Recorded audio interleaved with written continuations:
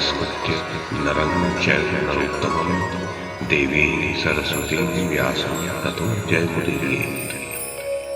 ओम नमो भगवते वासुदेवाय, ओम नमः पितामहाय, ओम नमः प्रजापतिभ्यः, ओम नमः कृष्णद्वैपायनाय, ओम नमः सर्वविघ्नविनायकेभ्यः।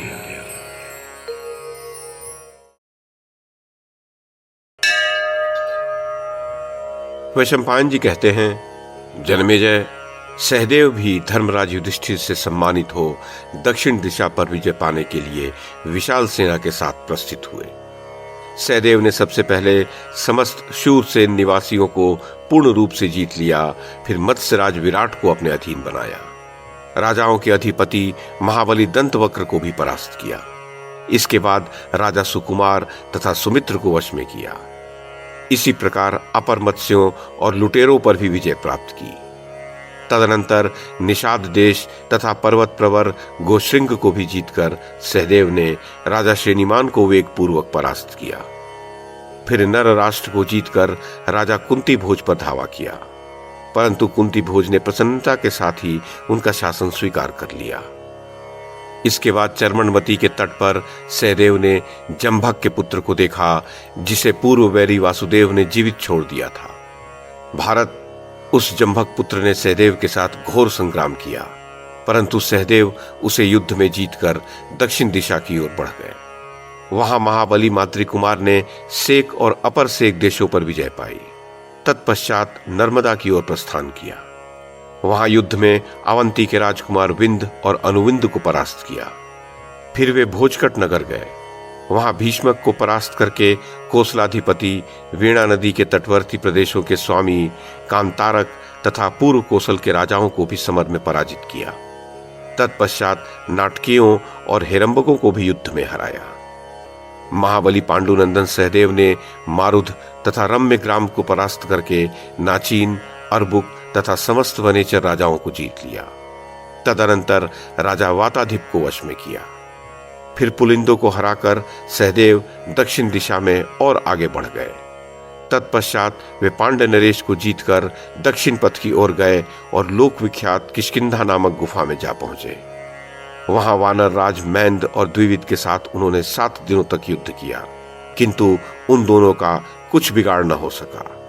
तब वे दोनों महात्मा वानर अत्यंत प्रसन्न हो सहदेव से प्रेम पूर्वक बोले, पांडव प्रवर, तुम सब प्रकार के रत्नों की भेंट लेकर जाओ। परम बुद्धिमान धर्मराज के कार्य में कोई विघ्न नहीं पड़ना चाहिए। तदनंतर वे नरश्रेष्ठ वहां से रत्नों की भेंट लेकर माहिष्मतीपुरी को गए और वहां राजा नील के साथ घोर युद्ध किया।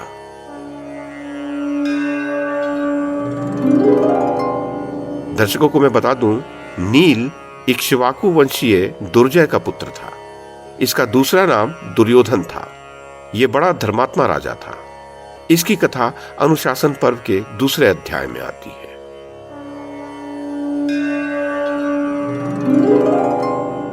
तो वैशंपायन जी आगे कहते हैं, भगवान अग्निदेव राजा नील की सहायता कर रहे थे। उस समय सहदेव की सेना में रथ, घोड़े, हाथी, मनुष्य और कवच सभी अग्नि में जलते दिखाई देने लगे। जन्मेजय, इससे कुरुनंदन सहदेव के मन में संभ्रम हो उठा। वे इसका प्रतिकार करने में असमर्थ हो गए। जन्मेजय ने पूछा, ब्राह्मण, सहदेव तो यज्ञ के लिए चेष्टा कर रहे थे, फिर भगवान अग्निदेव उस युद्ध में उनके विरोधी कैसे हो गए? वैशंपायन जी ने कहा, जन्मेजय, सुनने में आया है कि माहिष्मती नगरी में निवास करने वाले भगवान अग्निदेव किसी समय उस नील राजा की कन्या सुदर्शना के प्रति आसक्त हो गए थे। राजा नील के एक कन्या थी जो अनुपम सुंदरी थी। वह सदा अपने पिता के अग्निहोत्र गृह में अग्नि को प्रज्वलित करने के लिए उपस्थित हुआ करती थी। पंखे से भी हवा करने पर अग्निदेव तब तक प्रज्वलित नहीं होते थे जब तक कि वह सुंदरी अपने मनोहर ओष्ठ संपुट से अर्थात गोल होठों से फूंक मारकर हवा न देती थी। तत्पश्चात भगवान अग्नि उस सुदर्शना नाम की राजकन्या को चाहने लगे। इस बात को राजा नील और सभी नागरिक जान गए। तदनंतर एक दिन ब्राह्मण का रूप धारण करके इच्छानुसार घूमते हुए अग्निदेव उस सर्वांग सुंदरी कमल नयनी कन्या के पास आए और उसके प्रति काम भाव प्रकट करने लगे। धर्मात्मा राजा नील ने शास्त्र के अनुसार उस ब्राह्मण पर शासन किया। तब क्रोध से भरकर भगवान अग्निदेव अपने रूप में प्रज्वलित हो उठे। उन्हें इस रूप में देखकर राजा को बड़ा आश्चर्य हुआ और उन्होंने पृथ्वी पर मस्तक रखकर अग्निदेव को प्रणाम किया। तत्पश्चात विवाह के योग्य समय आने पर राजा ने उस कन्या को ब्राह्मण रूपधारी अग्निदेव की सेवा में अर्पित कर दिया और उनके चरणों में सिर रखकर नमस्कार किया। राजा नील की सुंदरी कन्या को पत्नी रूप में ग्रहण करके भगवान अग्नि ने राजा पर अपना कृपा प्रसाद प्रकट किया। वे उनकी अभिष्ट सिद्धि में सर्वोत्तम सहायक हो राजा से वर मांगने का अनुरोध करने लगे। राजा ने अपनी सेना के प्रति अभयदान मांगा। राजन, तभी से जो कोई नरेश अज्ञानवश उस पुरी को बलपूर्वक जीतना चाहते, उन्हें अग्निदेव जला देते थे। कुरुश्रेष्ठ जन्मेजय, उस समय माहिष्मती पुरी में युवतियां इच्छानुसार ग्रहण करने के योग्य नहीं रह गई थीं, क्योंकि वे स्वतंत्रता से ही वर का वरण किया करती थी। अग्निदेव ने स्त्रियों के लिए यह वर दे दिया था कि अपने प्रतिकूल होने के कारण ही कोई स्त्रियों को वर का स्वयं वरण करने से रोक नहीं सकता।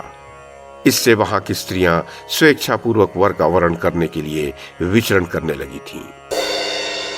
भरत श्रेष्ठ जन्मेजय, तभी से सब राजा जो इस रहस्य से परिचित थे, अग्नि के भय के कारण माहिष्मतीपुरी पर चढ़ाई नहीं करते थे। राजन, धर्मात्मा सहदेव अग्नि से व्याप्त हुई अपनी सेना को भय से पीड़ित देख पर्वत की भांति अविचल भाव से खड़े रहे, भय से कंपित नहीं हुए। उन्होंने आचमन करके पवित्र हो अग्निदेव की स्तुति की। भारत, स्तुति करके सहदेव धरती पर कुश बिछाकर अपनी भयभीत और उद्विग्न सेना के अग्रभाग में विधि पूर्वक अग्नि के सम्मुख धरना देकर बैठ गए। जैसे महासागर अपनी तटभूमि का उल्लंघन नहीं करता, उसी प्रकार अग्निदेव सहदेव को लांघकर उनकी सेना में नहीं गए। वे सहदेव के पास धीरे धीरे आकर उन्हें सांत्वना देते हुए ये वचन बोले, कौरव्य, उठो उठो, मैंने ये तुम्हारी परीक्षा ली है। तुम्हारे और धर्मपुत्र युधिष्ठिर के संपूर्ण अभिप्राय को मैं जानता हूं, परंतु भरत सत्तम, राजा नील के कुल में जब तक उनकी वंश परंपरा चलती रहेगी, तब तक मुझे इस माहिष्मतीपुरी की रक्षा करनी होगी। पांडु कुमार, साथ ही मैं तुम्हारा मनोरथ भी पूर्ण करूंगा। इसके पश्चात अग्निदेव लौट गए। अग्नि के लौट जाने पर उन्हीं की आज्ञा से राजा नील उस समय वहां आए और उन्होंने सहदेव का सत्कार पूर्वक पूजन किया। राजा नील की वह पूजा ग्रहण कर और उन पर कर लगाकर विजयी माद्री कुमार सहदेव दक्षिण दिशा की ओर बढ़ गए। फिर त्रिपुरी के राजा अमितौजा को वश में करके महाबाहु सहदेव ने पौरवेश्वर को वेगपूर्वक बंदी बना लिया। तदनंतर बड़े भारी प्रयत्न के द्वारा सुराष्ट्र देश के अधिपति कौशिकाचार्य आकृति को वश में किया। महाराज, सुराष्ट्र में ही ठहरकर धर्मात्मा सहदेव ने भोजकट निवासी रुक्मी तथा विशाल राज्य के अधिपति परम बुद्धिमान साक्षात इंद्र सखा भीष्मक के पास दूत भेजा। पुत्र सहित भीष्मक ने वसुदेव नंदन श्री कृष्ण की ओर दृष्टि रखकर प्रेम पूर्वक ही सहदेव का शासन स्वीकार कर लिया। तदनंतर सहदेव वहां से रत्नों की भेंट लेकर पुनः आगे बढ़ गए। उन्होंने शूरपारक और तालाकट नामक देशों को जीतते हुए दंडकारण्य को अपने अधीन कर लिया। तत्पश्चात समुद्र के द्वीपों में निवास करने वाले म्लेच्छ जातीय राजाओं, निषादों तथा राक्षसों और कर्ण प्रावरणों को भी परास्त किया।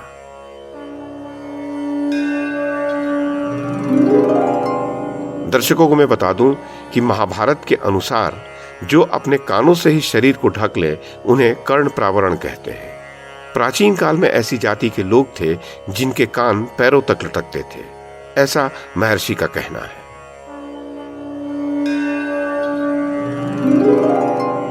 तो वैशंपायन जी ने आगे कहा, कालमुख नाम से प्रसिद्ध जो मनुष्य और राक्षस दोनों के संयोग से उत्पन्न हुए योद्धा थे, उन पर भी विजय प्राप्त कर ली। समूचे कोलगिरी, सुरभिपत्तन, ताम्रद्वीप, रामक पर्वत तथा तिमिंगिल नरेश को भी अपने वश में करके सहदेव ने एक पैर वाले पुरुषों, केरलों, वनवासियों, संजयंती नगरी तथा पाखंड और करहाटक देशों को दूतों द्वारा संदेश देकर ही अपने अधीन कर लिया और उन सब से कर वसूल किया। पांड्य, द्रविड़, उंड्र, केरल, आंध्र, तालवन, कलिंग, उष्ट्रकर्णिक, रमणीय आठवीपुरी तथा यवनों के नगर, इन सब को उन्होंने दूतों द्वारा ही वश में कर लिया और सबको कर देने के लिए विवश किया। वहां से समुद्र के तट पर पहुंचकर पांडुनंदन सहदेव ने सेना का पड़ाव डाला। भारत तदनंतर महाबाहु सहदेव ने अत्यंत बुद्धिमान मंत्रणा देने में कुशल सचिवों के साथ बैठकर बहुत देर तक विचार विमर्श किया। जन्मेजय उन सब की सम्मति को आदर देते हुए माद्री कुमार ने अपने भतीजे राक्षस राज घटोत्कच का तुरंत चिंतन किया।